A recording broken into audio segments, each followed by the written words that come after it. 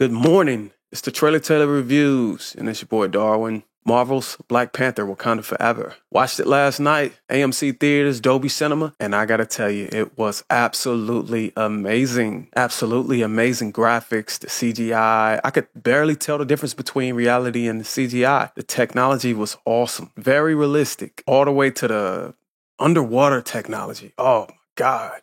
Whenever they came up on the ancient city underwater, was just freaking amazing. Oh my God, the skills and the design was just breathtaking. I could just feel it as if I was in the ocean. I like how in the beginning of the film, the Queen made a statement at the United Nations meeting. She literally made a statement and was strong. The way she did it, the way she brought those soldiers in and just threw everything they were saying back into their faces. I mean, the look on their faces was just candid. However, I'm still struggling to figure out how they was able to breach Wakanda in the first place to try to get into the vault because they were looking for vibranium. This whole movie is based on trying to get vibranium and use it for war. And the defense to that is to ensure that they don't get it, because if it's in the wrong hands, it could be a catastrophe for everybody in the world. And you know how people are. Certain people. I like this movie. I want to give it a 9 out of 10 only because I didn't see not a lot of screen time as Shuri as the Black Panther. Kind of disappointed in that. I wanted to see more. Also, in the first Black Panther, I really didn't get to see more with T'Challa in the Black Panther uniform or in character. There wasn't really a lot of fight scenes. So that's the only reason why I'm knocking it from giving it a 10 out of 10. The movie was emotional the entire time. All the way up until the time there was a funeral for Chadwick Boseman. Rest in peace, Chadwick Boseman. But a funeral for T'Challa. And then just further on in the movie, when you saw the Queen pass away from being drowned, Shuri suffered another loss. And I think she's the only one left in her family, pretty much. You think she is. You keep watching it later, you'll find out she's not the only one left in the family. This movie confirmed something that I didn't want to happen and I didn't want to be true, because I wanted to see this guy actually in uniform, in a Panther outfit again. But Killmonger is dead. Yes, he's dead. When Shuri took the vibranium or whatever, you drink and then it makes you pass away and you come back to life. She saw Killmonger in the afterlife. And Killmonger, he was tough. Michael B. Jordan played a good role in that. Was still strong, still looked like he can be Black Panther. Still got that same energy like, hey, look, I'm all about vengeance. And you should too. They took away our ancestors. Don't spare any lives. Yeah, that scene was powerful. But Namor, a man without a heart, a man with no love. Namor is overpowered. When I say overpowered, it shocked me how those little wings on his ankles was able to make him maneuver in the air and fly around like that at those kind of speeds. It was just kind of unrealistic. But, you know, whoever drew this character in the beginning, I know he was thinking like, he's moving like he got wings on his back, but he's got wings on his ankles. So, like, probably should have been a basketball player. No, I'm just kidding. But you don't remember 2K, whenever you knew the guy could jump really high, he had the sneaker with the wings on it. Anyways, Shuri, the Black Panther in this movie, kind of shocked me. Kind of not impressed with it as much, because it kind of was another one of those unrealistic scenes where she took the spear through the torso. And then, like one of those scary movies or one of those monsters, you chop it off. I think it was one of the medieval back in the days, wartime movies where they take the sword or a spear and then they pull themselves through instead of being able to take the sword out of the object it has been pushed through. So she just pulled herself out of it, and like throughout the movie, she just was like, that shit never happened. So like, did they sew you up? Did the vibranium heal you? Does it have healing power now? Like, I don't know. Like, but but I didn't see any like medical action after that or medical attention. So yeah, just shake that off and keep moving, girl. I've got to say this, man. A lot of Marvel movies do have their humor scenes. Not a lot of people was funny, but I did enjoy the humor from M'Baku.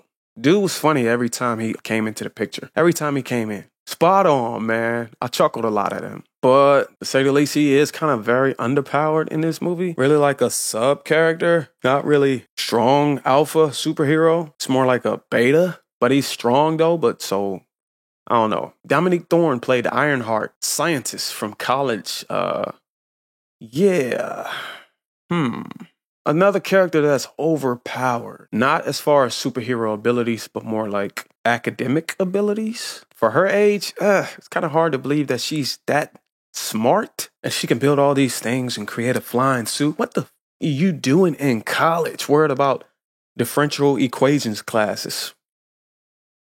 I think she's a little bit past Calculus 1, Calculus 2, Calculus 3, or any of those classes that can relate to that subject. I think it's safe to say she's way above being in college and should probably just drop out and become a billionaire like Tony Stark. Like, this girl was really on some Tony Stark shit. I mean, come on, from crying out loud. The girl was 19 years old and she built this suit. How many years?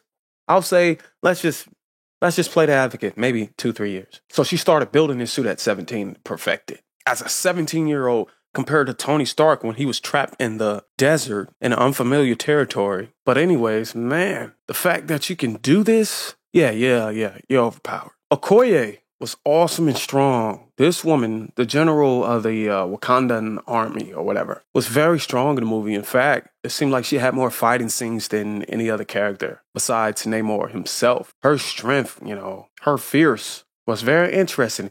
And she's probably one of those characters that was in the front of all of the scenes, but wasn't quite overpowered like the other characters. I think they balanced out some sort of fashion with her in it until she got her own suit to fly in. So this movie seemed like it transferred from Black Queens fighting on the ground to like an Iron Man 4 movie in Wakanda. Welcome to Wakanda. Iron Man 4 or Iron Woman 4. She was strong and she also had a little humor. Lupita.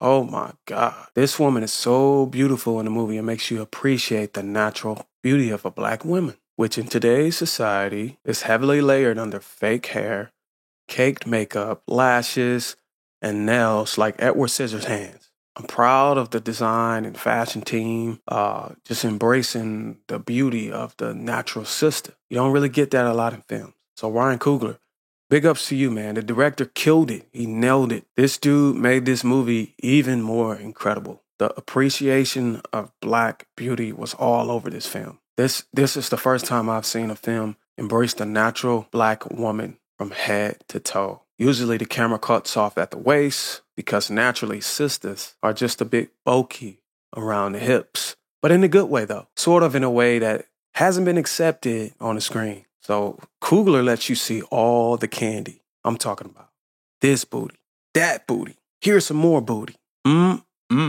Sisters, please look at these women when it comes to health, beauty, and fitness. Promise you, this will solve a lot of issues in relationships and cause a spike. But going bald is a bit extreme, so don't do that unless you have to, and unless you can wear the style really good. Because some sisters in here kind of, some of y'all was looking like Krillin from Dragon Ball Z. There is a young prince in this movie, and his name is T'Challa. Yep, looks like he had a son that was kept hidden for safety reasons. And I know a lot of you Marvel fans are kind of woman sick. It seems as though women lately have been heavily represented as superheroes, and men not so much as superheroes, but more like betas in the movies. But since there's a prince, it looked like this might change for the future in this particular sequel. So just hang on. Pretty sure they got something cooking up. Also, Black Adam was decent. Superhero movie.